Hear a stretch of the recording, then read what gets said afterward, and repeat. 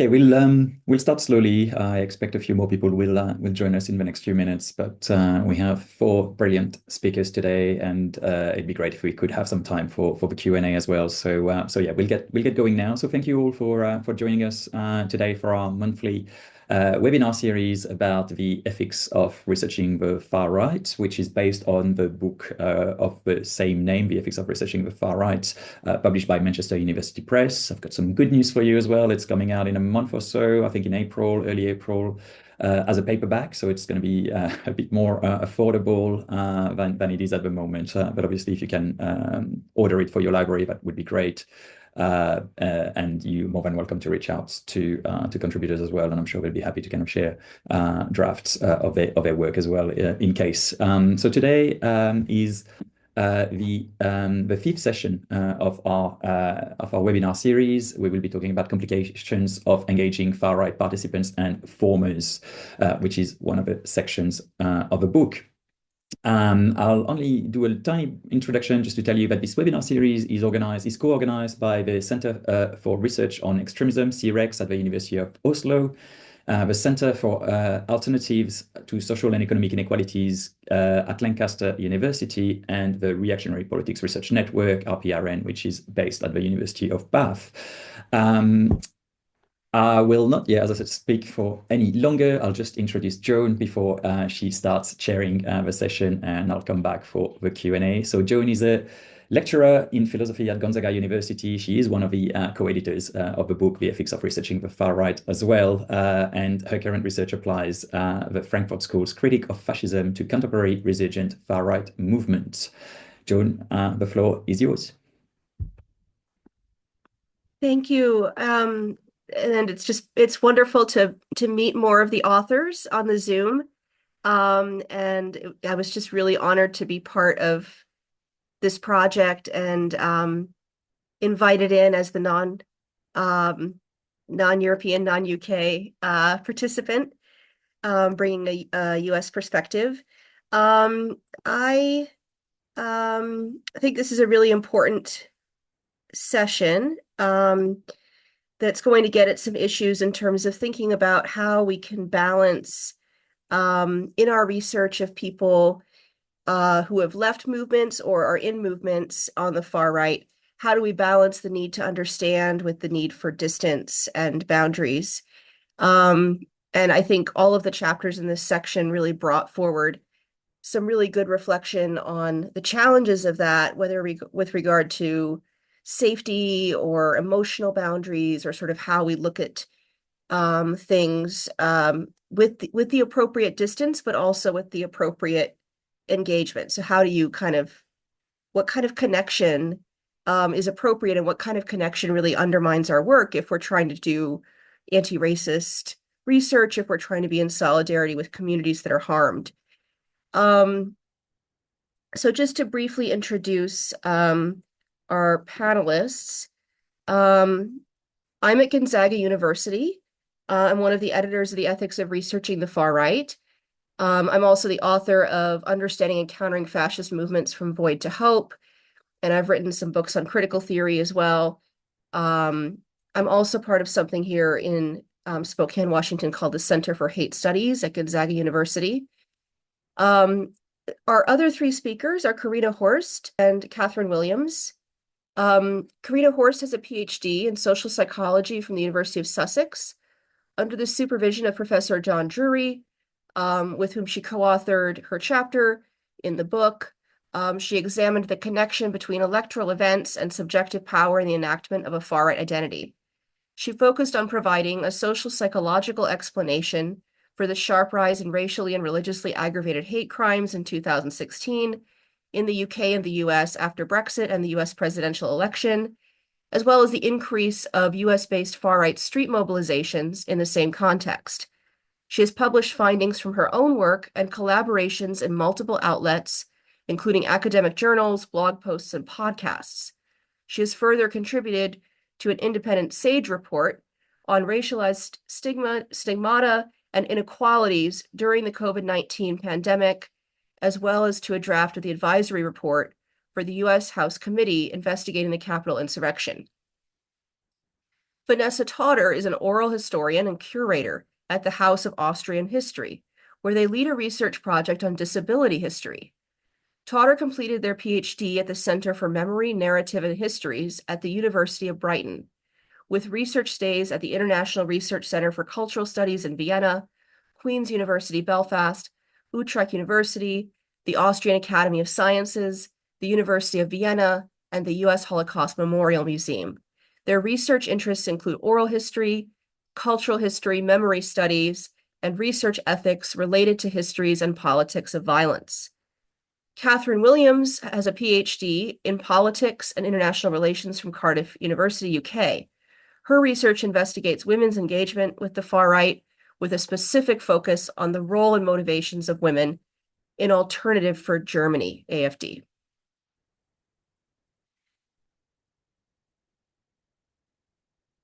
So thank you so much to all of you for joining us. And I'm just going to share a little bit about my own chapter as well. And then each of the presenters will go in order. And then we should have a fair amount of time for some questions. So we're each going to try to take 15-ish minutes. I'm going to try to time myself, but if I start to go over, somebody can nudge me in the chat if you like, Aurelian. But I think we'll be good. Hi. Yeah, thanks. Let me see if I can share screen here.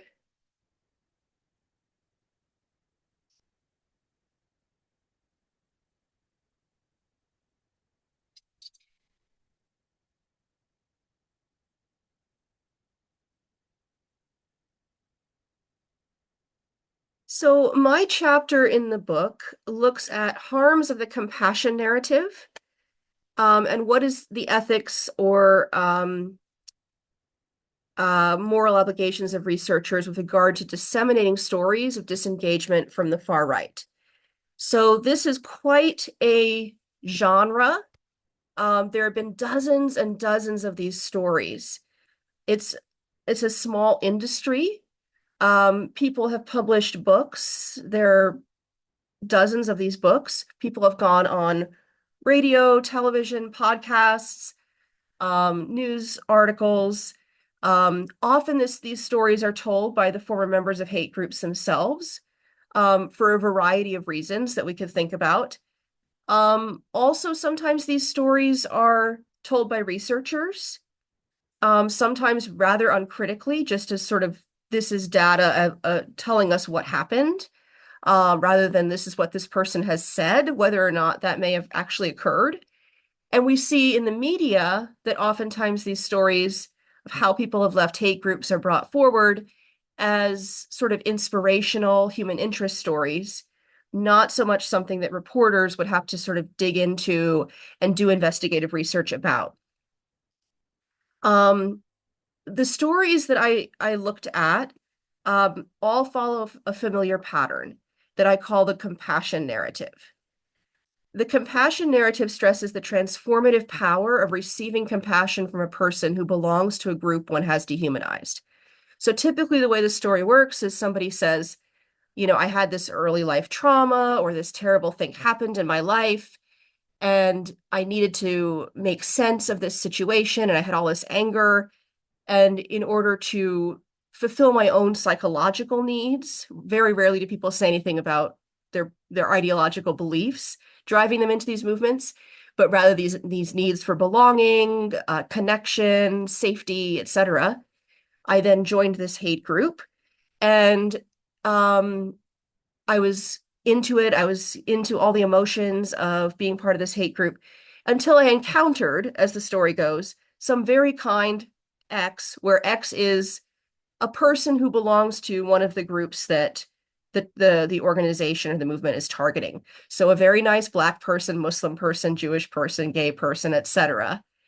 And this person's kindness is depicted as a source of shocks, shame, cognitive dissonance on the part of the person who encounters it. How can you be so nice to me when I'm out here doing all these hateful things? How can you be this kind of person? I didn't understand you all were like this. And then there's this kind of revision of belief and leaving the movement. And so these stories are told over and over and over of encounter that this member of a hate group encountered this person and how transformative that was for them. Um, Compassion narratives can be inaccurate for several reasons. In the worst cases, they're manipulative and dishonest. So we've had cases of people like Matt Heimbach in the United States, Tommy Robinson in the UK. An older case in the US is Waleed Shoebat, who got a bunch of money from the Department of Homeland Security or its forerunners with a fake story about having bombed an Israeli bank in the past. And then Israeli officials said, we've never heard of this person. This never happened. So to make money or in the case of Waleed Shoebat, to make money or get publicity, or in the case of somebody like Matt Heimbach, to organize for the far right or sort of rebrand, people will tell these stories for manipulative reasons. On the other hand, though, I think that's actually relatively rare. I think most of the people telling these stories are to some degree sincere and regret their pasts. But the story does serve the purpose of sort of unconsciously of allowing people to neutralize their actions a little bit, right? So it's a story that in some ways plays into victim blaming because it incorporates the sort of understated or unstated assumption that if members of minority groups were extra nice or just nicer in general, then these hate groups would not be possible, right? So there's a little bit of an assumption there of if you all had been nicer, I would not have been in this position in the first place. There's also a tendency to exaggerate stories for various reasons. And people often don't realize that. They think, oh, who would want to play up terrible things they've done? But it can have a kind of shock value. It can get you speaking engagements. It can seem to attract attention. Also, I think formers often have not done enough reflective work. And this is in the case of all people, I think. We're not always fully aware of our own motivations. So I think the assumption that formers are fully aware of what got them out of hate movements, that it was, for example, an encounter with a nice person from a minority group, as opposed to other things going on in their life, infighting in the movement, possibly going to jail, tensions with family, losing a job from their involvement in the movement, etc. It's very hard even for people who are honestly trying to make sense of their reality to figure out what particular role these things played. And then they're surrounded by researchers and other formers who are all telling the exact same story. So it makes sense that even very sincere people would think, okay, well, what encounter did I have, right, that led me to this kind of disengagement from the movement? In the chapter, I look at several harms that I think compassion narratives can represent. Number one, as these stories are amplified more and more, and as formers are held up as experts who know what gets people out of hate groups because of their own personal narratives, we're centering white perpetrators more, and we're decentering the people who have been harmed. So we are recreating a kind of power structure where the people who are belonging to dominant groups are given more attention, more ability to speak, and the people who are directly impacted are seen as having less expertise. So I think there's a sort of we're transferring more voice to people who've been in hate groups and transferring that voice away from the people who are most impacted. These stories also reinforce some racist status quo assumptions.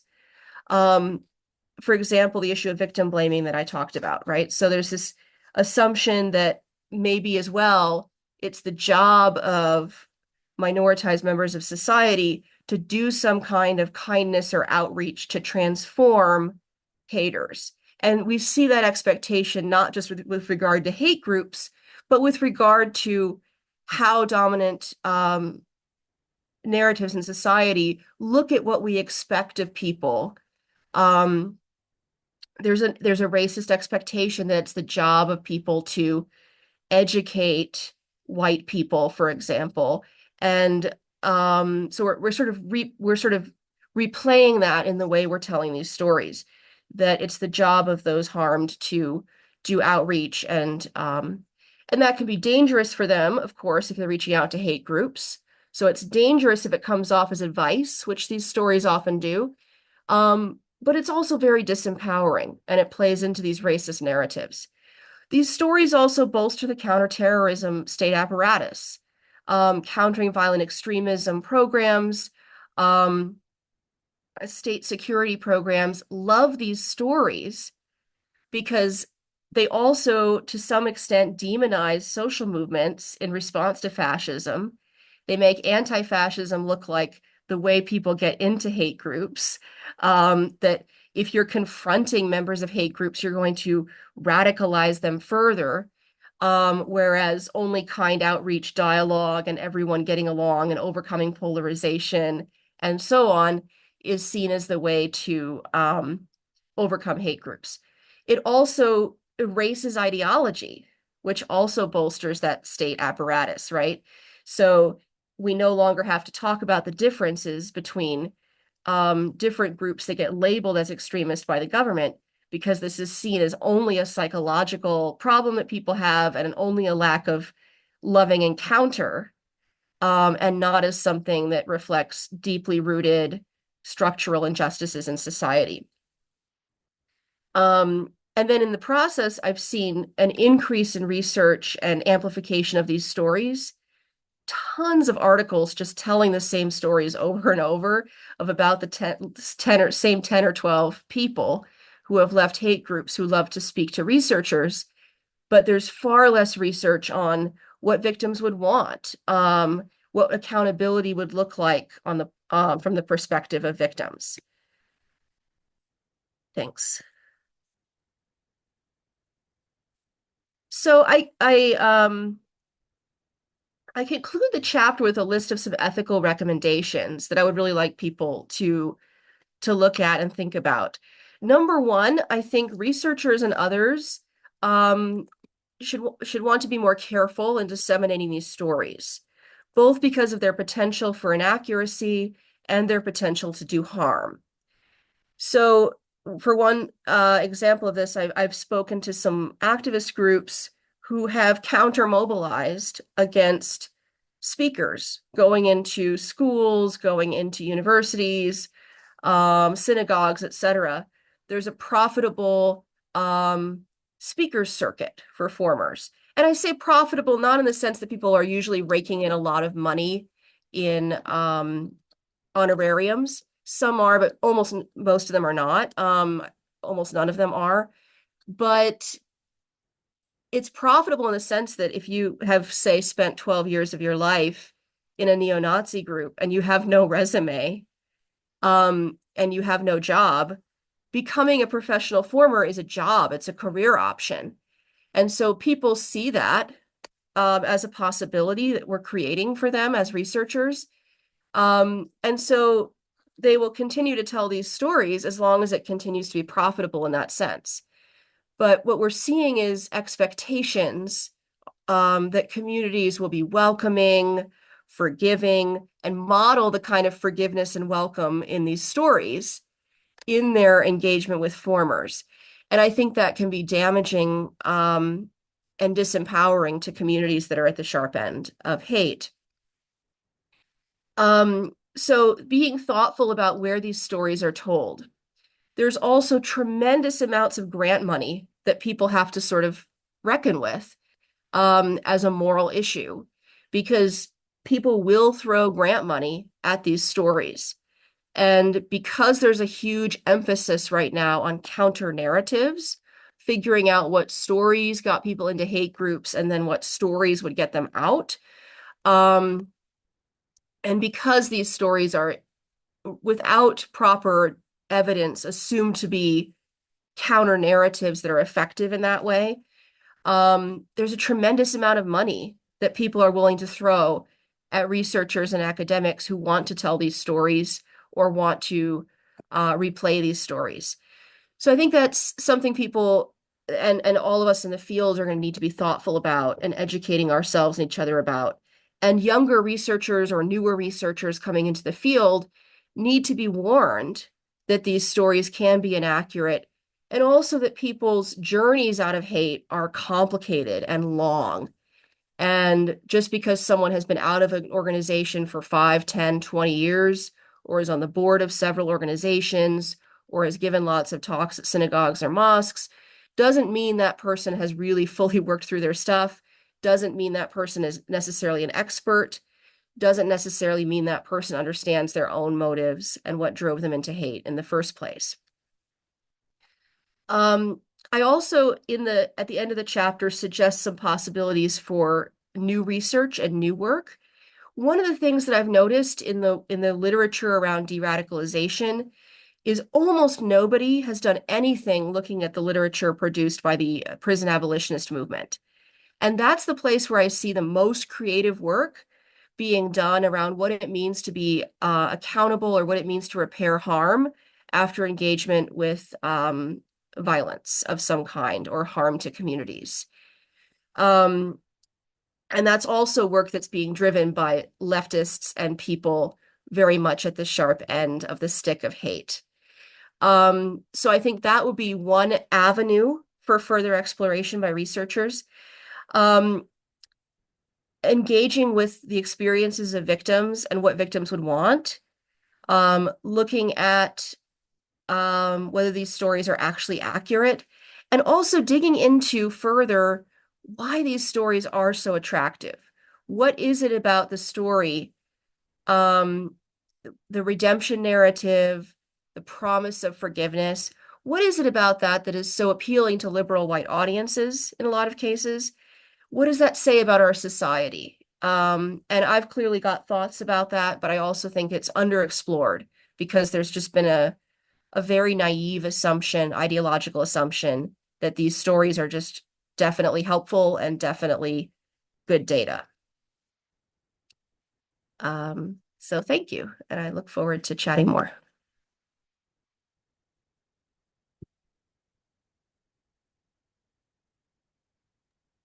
So Karina, you are up next, and let me know if I can help with anything.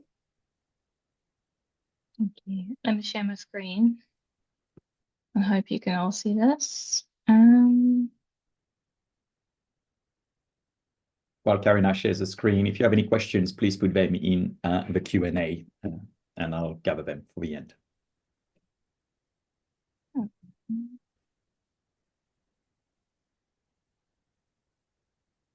Right. You let me know if you can see this. Yeah, we can see it. Okay, let me just put it in. Okay, great. Thank you very much for inviting me on this panel. So my name is Dr. Karina Hurst. Thank you very much, Joanne, for the introduction. So today I'm presenting on examining far-right empowerment using social media channels such as YouTube and Parler, and the several ethical and methodological dilemmas I faced while trying to do so. I co-authored this chapter, so it's based on my PhD, but I co-authored it with my supervisor, Professor John Dury. We're both social psychologists, but just as a disclaimer, I have since moved on to a different role. I work for the UK Health Security Agency at the moment as a behavioral scientist. So currently not working in the field, and what I'm presenting today is based on the research that I've done as part of my PhD.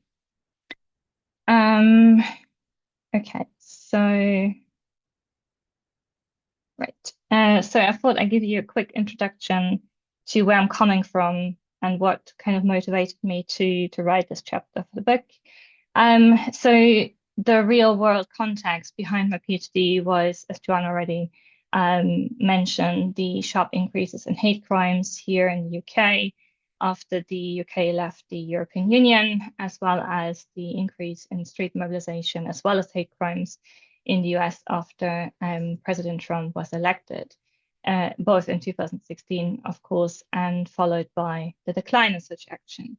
So my PhD very much revolved around this year and these phenomena.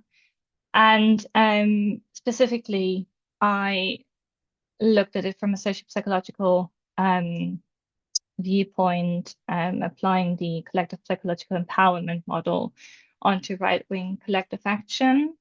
So a lot of different disciplines have approached these phenomena of the sharp increases in hate crimes and street mobilization. And what has often been coined the Brexit effect and the Trump effect has often explained with an emboldened far right, which kind of explains the sharp, changes in activity, but didn't always go into deep psychology behind it. And then on the other side, social science research, and specifically collective action research, because this is a collective activity, often explains collective action based on grievances and taking to the street because of anger and being oppressed. So this is where it traditionally comes from and where the traditional approaches to collective action lie. But none of these fully seem to fit to explain this.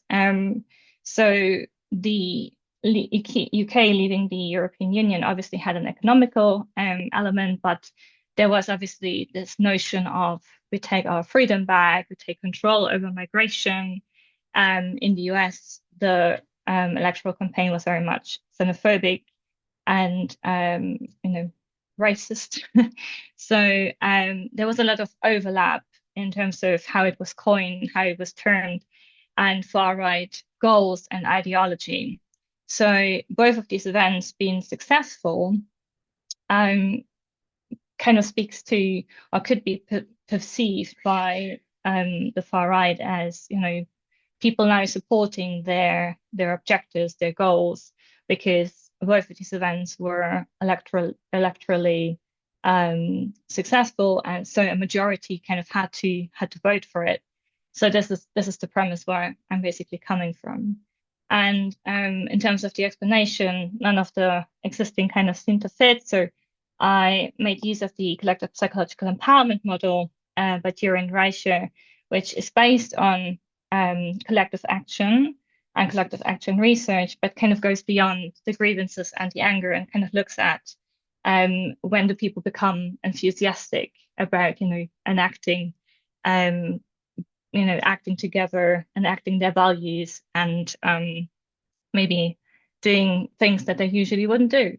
So it's very much based on the perception of unity and having a consensus of what to do next, how to do it, and especially perceiving a support from others in doing so, and now being able to kind of realize their identity over a previously, whether that was real or perceived, powerful opponent. So that was, this is where I'm coming from in my PhD. And while the model and all the research behind it was very much based and grounded in observing collective action in any shape and form, so very proximal, I applied it, or I tried to kind of apply it onto elections as a bit of a distal trigger. And so elections can be an indicator of public perception and especially support. So as I mentioned, both of these events were voted for by someone. And even if it was tight in places, the majority voted for this. And whatever the reasons were behind it, by the far right, it could be perceived as, now sharing our goals, now sharing our ideology. So now we can enact on it. So in the chapter specifically, I reflected on the methodological and ethical approach to one of my PhD studies that looked at two events that occurred shortly after a successful election, which was the election of Donald Trump in 2016, and an unsuccessful election for the far right, which was the unsuccessful re-election in 2020. So one was the United Right rally in Charlottesville, Virginia in 2017, and one was the Capitol riot in 2021. And for this research, and basically throughout the entirety of my PhD, I always found myself in this dilemma of how I'm actually going to study this phenomena if I want to apply this model, that because the model has been previously studied by researchers who often share the same identity, or were at least close with the research participants, which allowed them to collect primary data, either by engaging in ethnography, interviews, surveys, etc. So in far-right research, we do commonly not share the same identity, or at least the ideology, with our research participants, which restricts us in the sense we have to be creative. And I know there is a lot of research done that has been, employing ethnography, interviews, surveys, etc. But obviously that requires a lot of preparation, maybe even a long of time in the field to establish connections, to establish safety networks, etc. So it is difficult for researchers who are still establishing themselves, who are maybe at the very beginning of their career, PhD students, master students, and who may not have these resources at hand or very limited time to kind of to do the research. So, and then particularly disadvantaged are researchers who have an identity that is commonly targeted by the far right. So women, queer people, disabled people, etc. So that kind of comes on top. And obviously I shared one of those identities of being a woman. So I really had struggled to kind of think of how do I actually access the research population. So instead of collecting primary research data, I settled on collecting secondary data.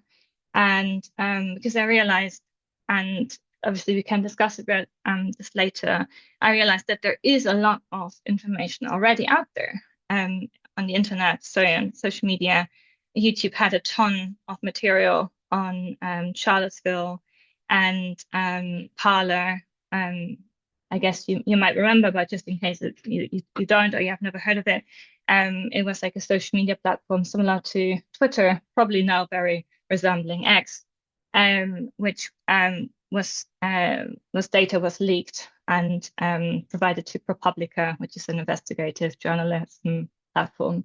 So there was a lot of data available online, which allowed for academic validity because it captured authentic, spontaneous perceptions and behavior.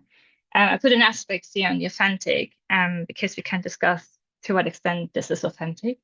But because a lot of it was spontaneous, especially Parler data, where people thought would never see the outside world, I argue that there is a lot of validity in there. So working with secondary data allowed me to avoid direct engagement and kind of then help me with researcher safety. But I still had the problem of how do I reconcile ethics? So usually you would need informed consent from participants to collect the data, analyze the data, publish the data. And this was a qualitative research, so usually you would, provide excerpts in your paper, but that requires also informed consent. So can I just publish this? Is this unethical? So yeah, so that was the question I had. So generally, in research, we should always obviously respect participants' autonomy and privacy, and informed consent is the way to do this. So we would always need informed consent before we collect, analyze, and publish participants' data, especially when it comes to special category personal data. But how on earth am I doing this if I want to avoid direct contact with the research population? So this really restricts, obviously, getting informed consent. And there are some really good research and references out there, and I put this at the end of this presentation. A lot of people have, thought about this and kind of also got stuck in this problem.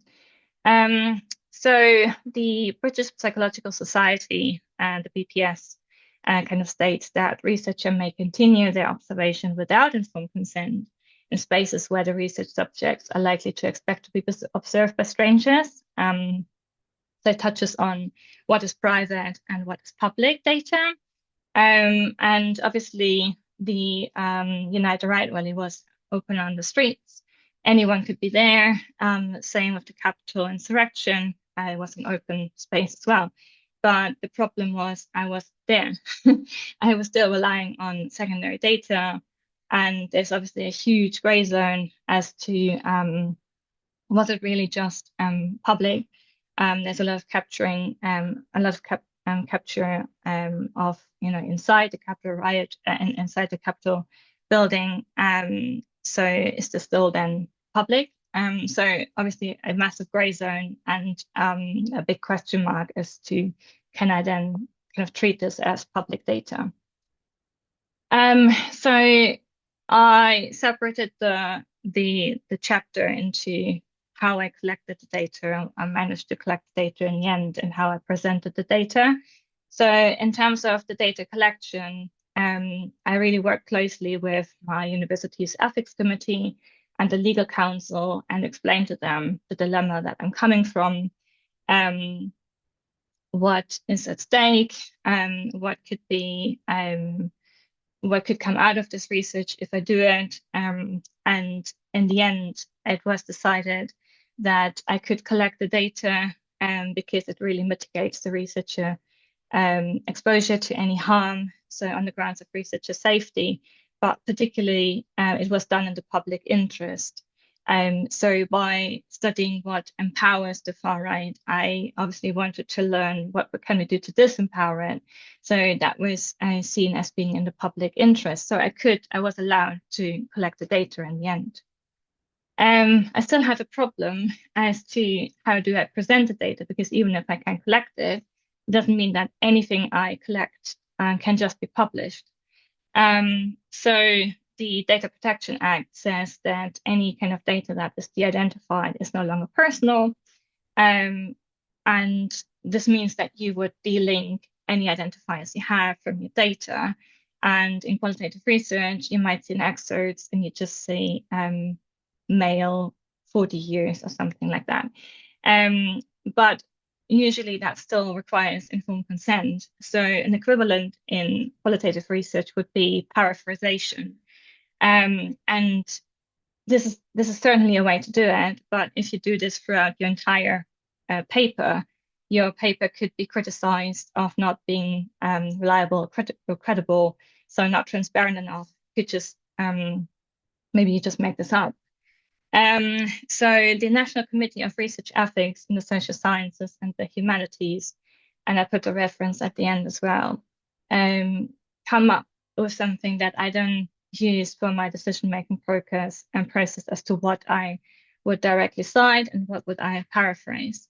So there it says that persons who are interviewed and are referred to in the edited media must take into account that the published information might be used for research purposes. So the data that I collected was a mix of different things. So there was a capture of the crowd, of crowd behavior, just some overview of what's going on. But there was also direct engagement with the participants, where people were interviewed, and they spoke to journalists. And again, there's a bit of an asterisk on that. But basically, I decided in the end that anyone who could foresee that their data could be made publicly available, I would, if it's relevant, cite directly. And I made this out on, there's an undisguised use of a camera, microphones, or participants talk to journalists. So where they could assume that what they say, could land somewhere openly or publicly. Where that was not the case, where, for example, a lot of the Parler data that came from within, there was no journalist had interviewed people, so they couldn't foresee that the data would be publicly available. I didn't cite that, and I paraphrased a lot. So the conclusion I kind of drew from reflecting on the chapter, reading it again now for this presentation, is that existing ethical frameworks often focus on participant autonomy and privacy, but the researcher safety and the public interest sometimes comes a bit second and might need to be emphasized a bit more strongly. there's a need for an up-to-date ethical framework, especially in extremism research.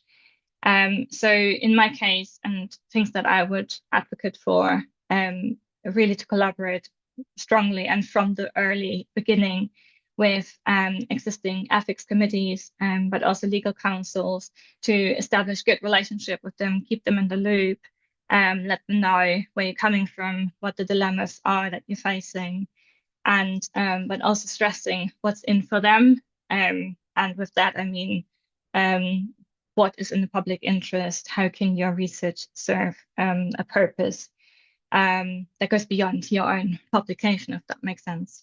The use of qualitative secondary data as well as paraphrasation, I think, should be more considered, and weighed against researcher safety, so that could be considered early in the PhD proposals, for example, or in journal policies. Yeah, and the need for sharing different approaches to serve as case studies and to be a reference when you do want to employ a similar methodology. And I think platforms like these are really, really helpful for that. And with this chapter, I try to really provide a bit of a practical guide about when to directly cite and when to paraphrase if you work with data that you haven't collected yourself. Yeah, and I'll leave it there. I have some references at the end, and so I hope that this might get distributed to everyone. But yeah, I leave it there. And our final panelist is Catherine Williams. Right, I'll just share my screen if you could tell me that everything's working. Is that okay? Looks good. Fab. I'll just get that up. Okay. Right, thanks everyone.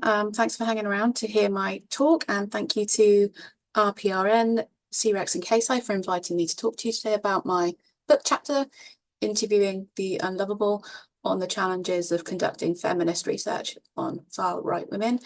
I'm Dr. Cat Williams, formerly of Cardiff University, but now I am an independent researcher, though my day job is working as a researcher for a homelessness charity here in Wales. So to begin, I just wanted to give you a little overview of my feminist approach, and then we'll take a whistle-stop tour through the main points of my chapter. So in the introduction to my book chapter, I posed a question. If the goal of feminist research is largely emancipatory, so typically giving members of underrepresented groups a voice, how can feminist researchers reconcile giving members of the far right a potentially prominent platform? And I'll reflect on this throughout, but you won't be surprised to hear that there are no simple answers to any of the questions that I pose here or throughout my book chapter. So the practical and ethical dilemmas surrounding participant selection need careful consideration in this context. And as Ackley rightly points out, this is an act of epistemological power on the part of researchers. So I may end up then inadvertently privileging the voices of the relatively powerful due to the nature of the research being undertaken and the research questions being asked. So the primary research question guiding my PhD research was, why do women join the AFD? And later on, I'll talk a bit more about the strategies that I use to help me mitigate some of these methodological challenges. So in my work, I sought to enrich understandings of how women engage with the AFD in the German context. And at the time, and in my mind, the best way to have done this was by talking to women themselves wherever possible. So, and in terms of taking a feminist approach and being a feminist researcher, again, it might surprise you to find out that the majority of the women that I interviewed did not identify as feminists themselves, or were sometimes actively anti-feminist. But in my work, I treat them nonetheless as gender-conscious political actors, in that they collectivise on behalf of other white cisgender men and women on issues central to their own worldview. And central to this approach in my work is the idea that women's issues ultimately mean different things to different women. So with all this in mind, I argue in my chapter and in my thesis that a feminist approach is beneficial in 3 key ways. It centres women as research subjects in their own right, in contrast to studies that have been dominated by salient images of white working class men. Gender is used to interrogate dominant assumptions about political behaviour, political subjectivity, and women's engagement and adoption of far-right ideology and discourse. And lastly, it recognises that women are important political actors whose engagement in the social world has broader implications. However, I have to make a slight caveat here. As I argue in my chapter, it isn't just enough for me or any researcher to accept that far-right women have agency. We must also be attentive to the networks of knowledge and discursive conditions which make their political activism possible in the first place. So, looking at this question here from Sampson et al., how is knowledge created, endorsed, and identified, and by whom? That is a really important aspect of my own work. So before we get into the nitty-gritty of discussion, I just wanted to give you a brief overview of the fieldwork that I undertook, which then informed my research and my PhD research and subsequent academic work. So I spent 2 months in the field between October and December 2019 in Germany. I conducted 9 semi-structured interviews across 3 German states with 4 elected representatives. So MdB, that's a member of the Bundestag, so the federal parliament, and then member of the Landtag, the state parliament. 2 committee members, 2 rank and file members, 1 board member. So incidentally, 7 women that I interviewed were born and raised in the former GDR, the German Democratic Republic, and that is probably the subject of another talk altogether, but I wanted to mention it because a bit later on I talk about subjects' testimonies and the importance of reflecting on those experiences. So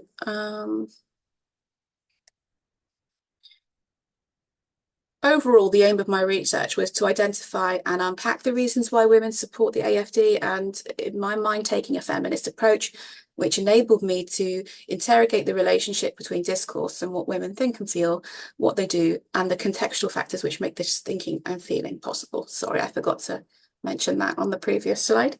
And I'll talk about the challenges that this poses in the next slides. Now, so the ethical implications of our research require critical and extensive reflection. In a practical sense, this means making a distinction between what Blee refers to as ethically permissible, i.e. simply what can be approved by ethics committees of our respective universities and institutions, and what is ethically right. So the latter involves assessing the potential impact of a project beyond the researcher and participant. What is the potential risk of harm to others and communities in undertaking the research? So I conceded early on, as many of us do after writing a very ambitious research proposal, that focusing on registered legal political parties was the available and appropriate route for me. This was ethically approved by Cardiff University, and that ethical approval took 6 months to secure. So it was not an easy process, but a necessary one. Potential interviewees were contacted through official party or constituency channels and publicly available information. This is an imperfect solution, however, given what we now know about the AfD and its proven links with right-wing extremists in Germany and elsewhere. But of course, in hindsight, we can recognise that at the time that my research took place in 2019, there were some rumours about a section of the youth AfD, the Young Alternative, potentially facing observation by the domestic German security services. And there were some whispers about Der Flügel, the wing, the nationalist faction within the AfD. But at that time, the AfD was not under formal monitoring. So also, moving on to the next point, it can be challenging for researchers to reflect upon their own positionality and what that means for a research project. Who we are, where we come from, and what we're perceived to represent can determine in part whether our research is successful on the ground or not. I recognise my own privilege here as a white cisgender person, and I can say that at no point during my overseas fieldwork did I feel unsafe, and I felt able to ask increasingly provocative or controversial questions. Depending on how an interview was going, my participants were friendly and accommodating towards me, and I was often asked my thoughts on different topics and felt comfortable responding to these appropriately. So on the one hand here, you're discussing interviewees' personal experiences, so a bit of give and take is sometimes necessary depending on where the conversation is going. And on the other hand, participants evidently did not feel threatened by who they perceived me to be or what I represented. And I think a researcher who wasn't white or cisgender might have had a very different experience asking the same questions or not being granted access at all. So I think it's really important for us to reflect on our own role in the research process, what we stand for, what we represent, and how that might be interpreted by other people, whether they interpret that rightly or wrongly. So another challenge that I touch upon in my chapter is that writing about positionality and reflexivity is one thing, but this can be very difficult in practice when research participants express views that are in direct opposition to your own. In some instances, I felt I had to restrain aspects of my own identity, as this would not have helped me establish rapport with participants. So ironically enough, my own feminist outlook. The reality is that I would not have gotten the engagement that I did if I'd taken a more explicitly activist stance. In my chapter, I also describe how I found participants' lack of empathy for certain groups incredibly challenging. So, for example, Syrian refugees and the LGBTQ plus community. And the latter hits home particularly hard as my mum is a lesbian. So it was quite difficult to negotiate my own feelings about this topic in the face of what I perceived to be a lack of empathy and discrimination towards certain groups. So in the next slide, just a heads up, I'm just going to share a couple examples of some of the challenging conversations that I had with my research participants, and all of them have been given pseudonyms and taken in and out of themselves. They're out of context, but I just wanted to give you a taste of the sorts of kind of things which challenge me in conversation. So here I'm talking to Gisela about the AFD accepting diversity. It has a lot of high profile LGBTQ plus members. So she says there are two terms: there is acceptance and there is tolerance. In talking to Gabby about Germany's humanitarian responsibilities to accept refugees following the Syrian civil war, she just says no, which is quite hard to reconcile with. So every woman that I spoke to, I asked them what they thought the biggest problems were for women in Germany today, and Dagmar responds, new feminism, also gender politics, which might be a recognizable and common refrain these days with how mainstream the far right is in Europe and elsewhere.